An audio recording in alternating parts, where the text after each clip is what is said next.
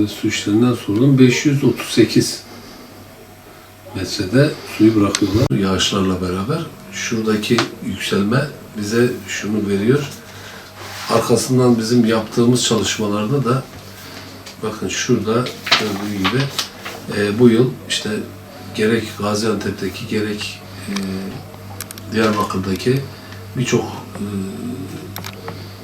yerde yağışların artışı önemli. Burada randımanı yükseltmek lazım. Şurada gördüğü gibi bak şöyle işte bir yağış şeyi var. Dolayısıyla da bu çok önemli.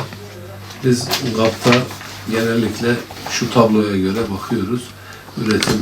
Uzun yıllar yağış ortalamalarına baktığımız zaman bu yılki yağışlar Türkiye'deki ortalama yağışın birçok yerde 1,5-2 katına kadar bulmuştur. Geçen yılki kurak döneme göre değerlendirecek olursak da hemen hemen geçen yılın 2 katı bir yağış aldı Şanlıurfa. Evet.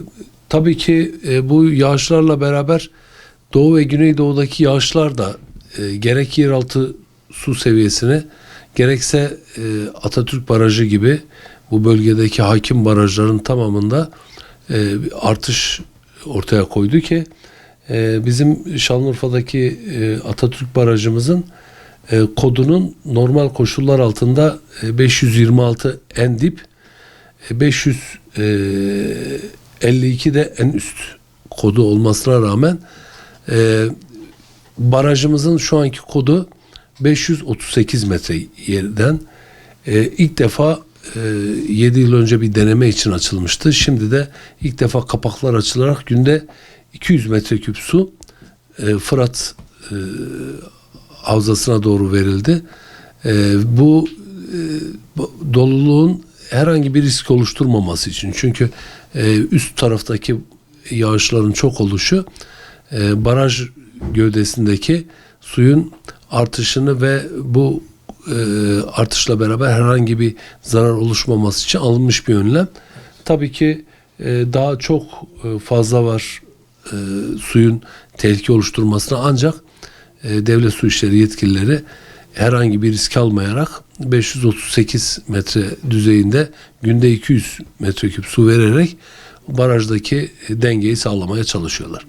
Şimdi barajlar doldu, kuraklık bitti algısı çok büyük bir şekilde yaratılmaya çalışıyor. Ancak meteorolojik olarak her ne kadar bir rahat nefes almış olsak da hidrolojik ve tarımsal kuraklık riski iklim krizi çağında kalıcı bir tehdittir. Yani yer altındaki suyun düzgün bir şekilde kendi kendini rezervini doldurabilmesi, yine bu yaz oldukça sıcak bir yaz olacağı söyleniyor. El Niño tehdidi adı verilen bir tehdit söz konusu şu anda konuşuluyor. Bu sıcaklıkların artışı da tabii ki buharlamayı arttıracağı için mutlak ve mutlak büyük tedbirler alınması gerektiğini düşünüyorum. Zaten bundan sonraki dönemler için hani iklim değişikliği tarzında konuşacak olursak, geçen yıl kurak bir dönem yaşayan Şanlıurfa bu yıl aşırı suyun olduğu çok verimli bir yağış dönemi, son 20-30 yılın en yüksek yağmur ve kar yağışını alan Urfa, bir dahaki yıl ne olacağı belli olmaz. Dolayısıyla mutlaka tedbirler alınıp suyun koruyucu önlemlerini ortaya koymak lazım. Şimdi bu yıl iyi yağış aldık, güzel bir suyumuz var, ancak seneye bunun ne olacağı belli olmaz. Önümüzdeki yıllar için düşündüğümüzde mutlaka suyun korunması gerektiğini bilimsel veriler ortaya koyuyor. Mutlaka tarımdaki su kullanımı Türkiye'de %74 civarında. Biz %74'lük bu kullanımın %40 gibi, 41-42 bazen oluyor, bir randımanı var. Yani %60 kadarını yuvarlak konuşacak olursak biz kaybediyoruz.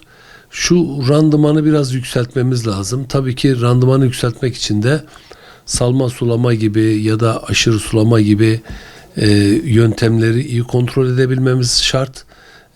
Artık dünyada gittikçe yaygınlaşan damla sulama, yağmurlama sulama gibi modern sulama sistemleriyle suyun tasarrufunu ve randımanını arttırmak çok önemli.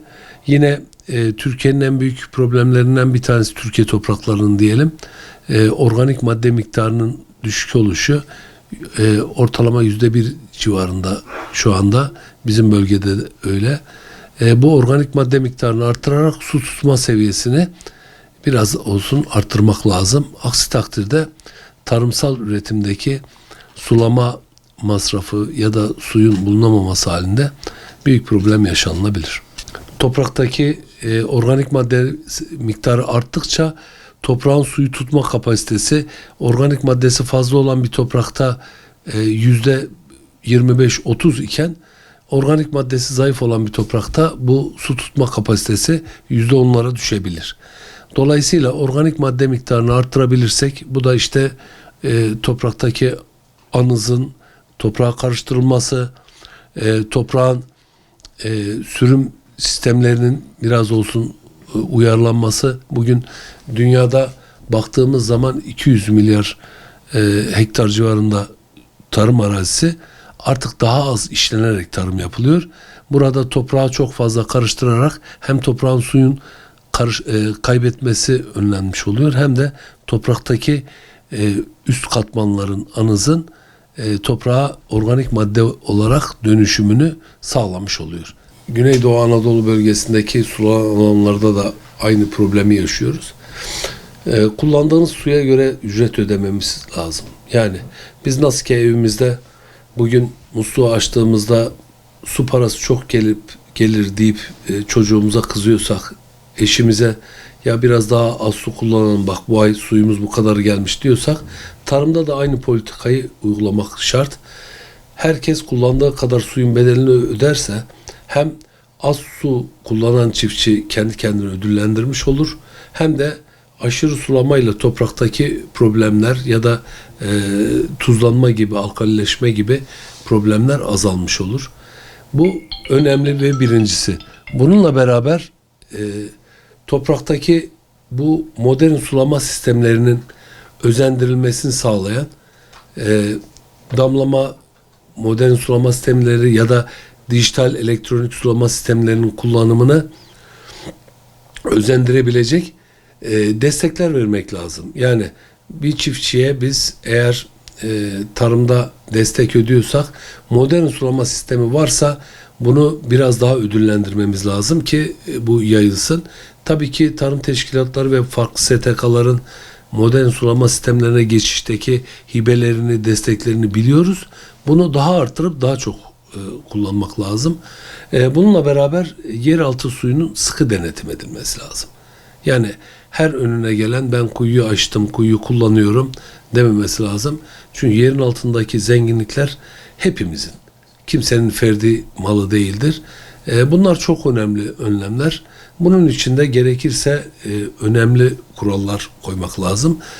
Ben bugünlerde öyle görünmüyor ama ileriki yaşantımızda ola ki kuraklıkla ilgili problem yaşamamak için ya da ona hazır olmak için birçok bilim insanı bu aralar onu çalışıyor. Kuraklığa dayanıklı ürünler, ürün sistemleri, hangi bitki daha az su kullanıyor ya da hangi bitkinin şu tohumu daha az su kullanıyor gibisinden çalışmalar artırıp bunları yaymak lazım. Çünkü gelecekte bu şekilde bir problem karşımıza çıkacağı aşikar. Bizim buna hazırlıklı olmamız lazım. Dünyada su ne kadar kıymetliyse bitkisel üretim de o kadar çok kıymetli. Bitkisel üretimde suyun kullanımıyla verim artışının ne kadar önemli olduğunu biliyoruz. Bu düşüncelerle mutlaka suyun iyi kullanımı, tasarruflu kullanımı sağlanmalı diyorum.